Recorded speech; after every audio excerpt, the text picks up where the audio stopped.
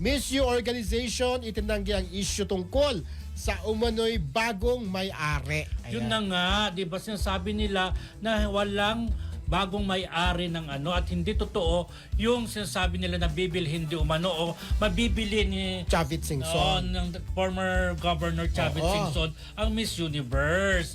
Parang sinasabi nga nila parang ilusyon lang di umano or what. Ilusyon lang pala yun. Kasi parang may sabi si Mr. Rocha na pinorward ko sa'yo Timmy yung nakita mo na ba? Hindi.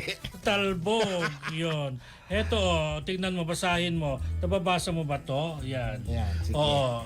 May quotation dyan, friendship. I'm fed with that delusional fool and his daughter making statements, dreaming of something he wouldn't able to achieve in 100 years.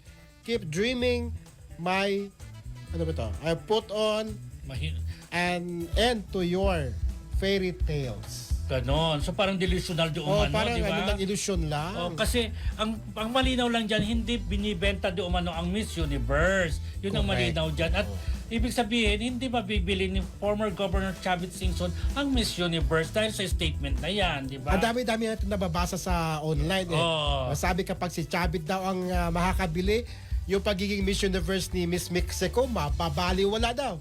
May Diba? mga May mga ganyan. ganun Anyway, bukas pa rin ang panig ni Governor Chavit kung ano masasabi niya sa official statement ng Miss Universe organization na tinanggi nila na may bagong may-ari, na mayroong sila pa rin parang gano'n, may bagong partnership or At saka whatever. kung pera din lang ang pag-uusapan, mayroong pera si may sapat na pera si Sir Chavit, di ba? Para Manong bilhin. Chavit, Oo, diba? pero yun nga, hindi naman Yun nga, hindi pinagbibili ang pinagbibenta. Miss You. So, ganun talaga yan.